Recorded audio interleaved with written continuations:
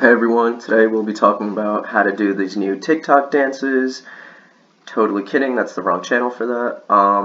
Today we're going to be discussing the Cuban Revolution before the Cuban Revolution, if that makes any sense. Hoy día vamos a estar hablando de la Revolución Cubana, pero antes de la Revolución, para entender por qué ocurrió la Revolución, to understand why it happened. So the revolution was between the years 1953 to 1959, and if you didn't already know, this is Cuba's flag. Alright, so before we jump into that, I just want to show you a map of North America, and so you can have an idea as to where Cuba is in relation to the United States, and it's going to play an important role in understanding just how close Cuba is to the US in order to understand why this was such a big deal during the Cold War.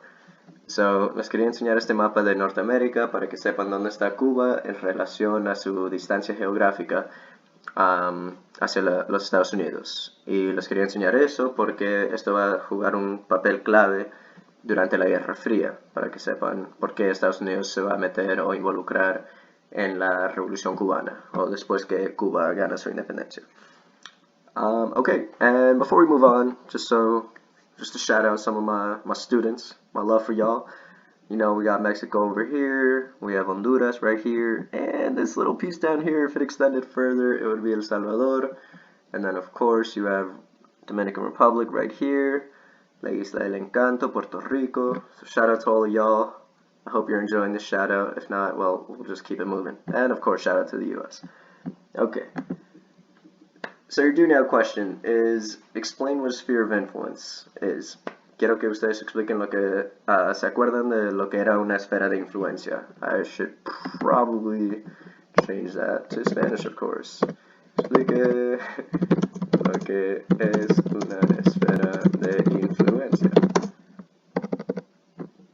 Okay, so, today we will call on Mr. Herrera to answer this beautiful question because I have no other students that can actually answer me.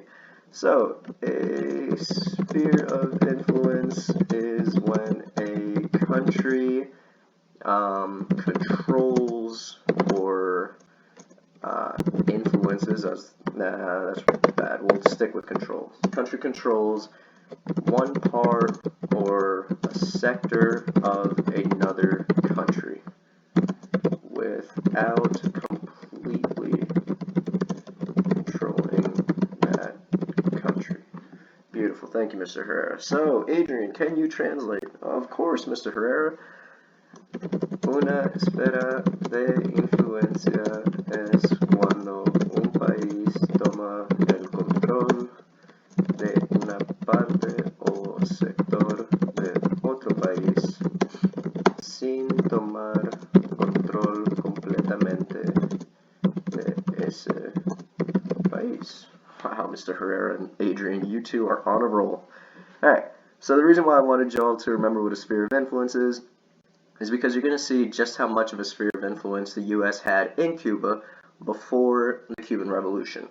So la razón que quería explicarles por qué, o quería que ustedes recuerden lo que significa una esfera de influencia, es porque ustedes se van a dar cuenta cuánto influencia los Estados Unidos tuvo dentro de Cuba antes de la Revolución Cubana. Okay. So this is the most basic intro I can give you to the Cuban Revolution because, again, I don't want to discuss the actual revolution today. I want to discuss why it happened, the historical circumstances, you might say, before the Cuban Revolution, or that led to the Cuban Revolution. So eso es lo más breve, lo más básico que los podría decir sobre la Revolución Cubana, para que ustedes entiendan la historia o las circunstancias históricas que llevó a que la Revolución Cubana empezara. Okay, so what you need to know is that the Cuban Revolution was led by this lovely man over here, Fidel Castro, against Fulgencio Batista, right over here. So lo que ustedes tienen que saber, lo mínimo, es que la Revolución Cubana fue liderado por Fidel Castro o en contra de Fulgencio Batista, este hombre aquí. So today, our main focus is going to be on this man right here, Fulgencio Batista. Nuestro enfoque principal va a ser sobre este hombre, Fulgencio Batista, que fue el presidente de Cuba antes que Fidel Castro empezó su revolución. Okay, so here we are. Before the revolution, Cuba was once a colony of Spain, right? Just like almost all of our Latin American countries, at least the ones that we're a part of or that we're from. And the U.S. before this whole revolution happened, the U.S. helped Cuba gain their independence from Spain in 1989. My question for you all is to just think about before I go on and explain what happens next is, do you think this was positive or negative for Cuba? So, antes de la revolución, mucho antes, como medio siglo antes, Cuba era una colonia de España, similar a los otros países de Latinoamérica, como los países de donde nosotros somos. Los Estados Unidos lo ayudó a Cuba a ganar su independencia de España. La pregunta que yo quiero que ustedes piensen, y si quieren pueden pausar, pause this video, para poder tratar de racionalizarlo, sería si tú crees que esto fue algo positivo o negativo para Cuba, que los Estados Unidos le ayudó a ganar su independencia. So, like I said, if you want, you can pause it, think about it, reflect on it, and then continue. That's up to you. Si ustedes quieren, pueden pausar el video, pensarlo y de ahí continuar, o pueden seguir con el video.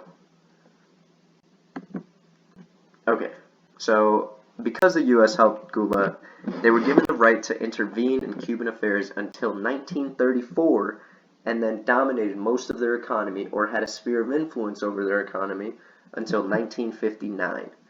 So, porque los Estados Unidos les ayudó a Cuba, ellos tuvieron el derecho de intervenir en los asuntos cubanos hasta el año 1934.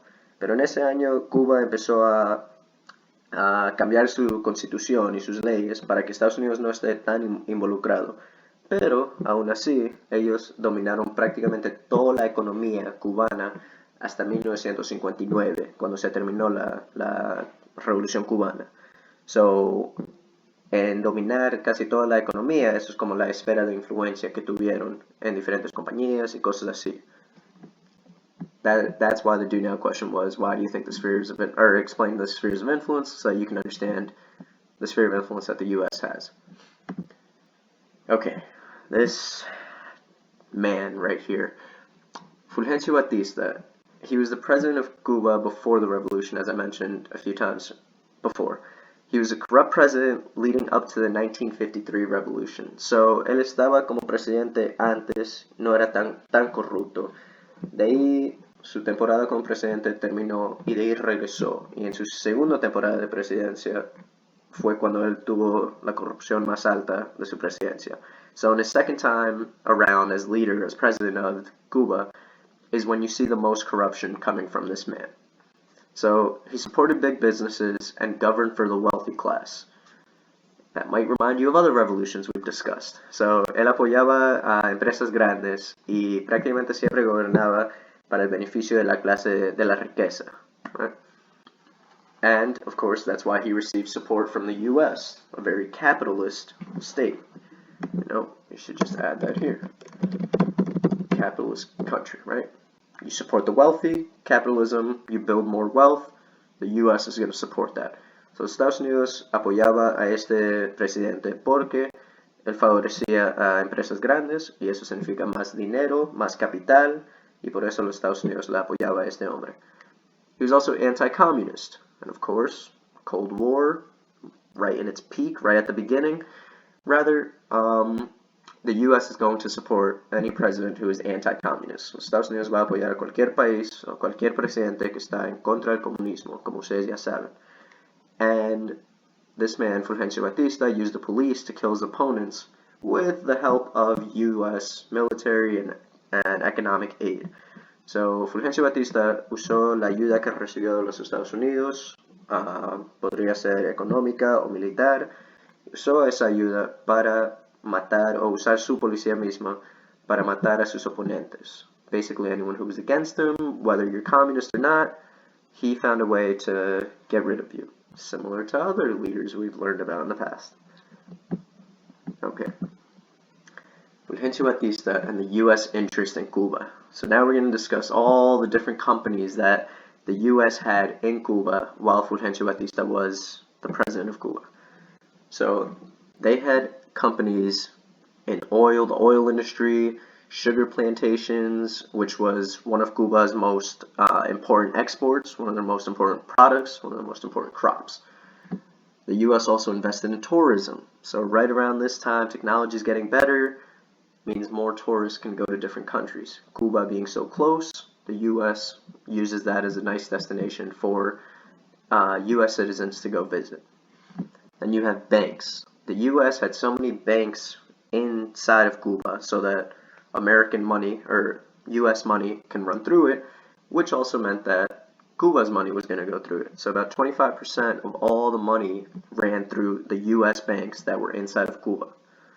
And you think one country would own these companies, right? Because it's part of their country, it's necessary for their survival, for their production, for their everyday life.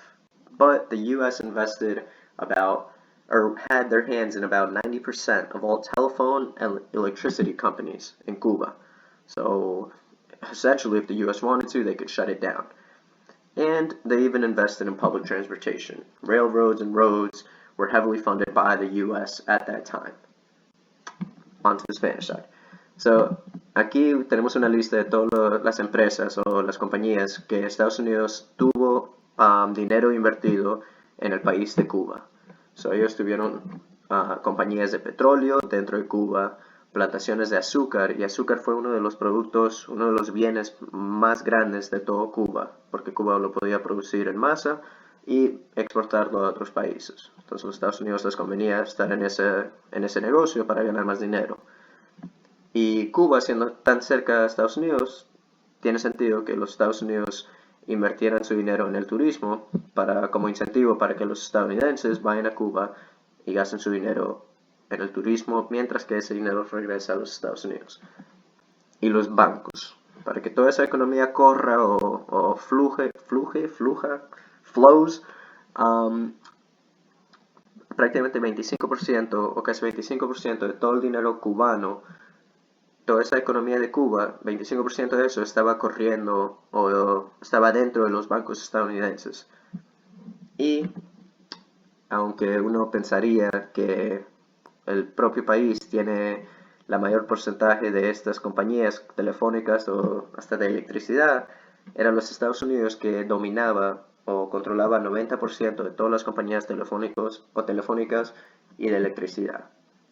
Y finalmente, transportación pública. Estados Unidos invirtió mucho dinero en los ferrocarriles y carreteras de Cuba. Entonces, en casi todos los negocios o asuntos públicos y privados, los Estados Unidos tenían su dinero invertido en eso, prácticamente controlándolo.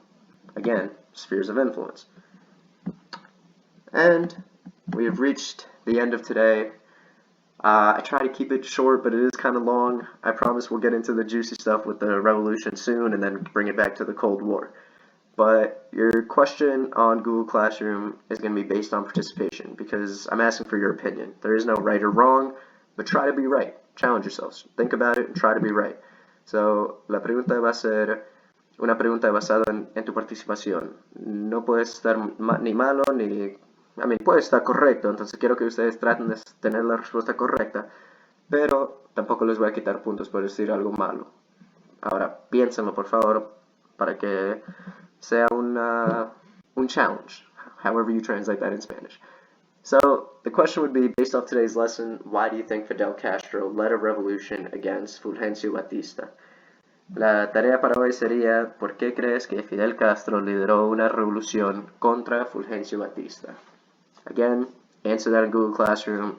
I hope you enjoyed my slides today. Again, I'll post these slides on Google Classroom.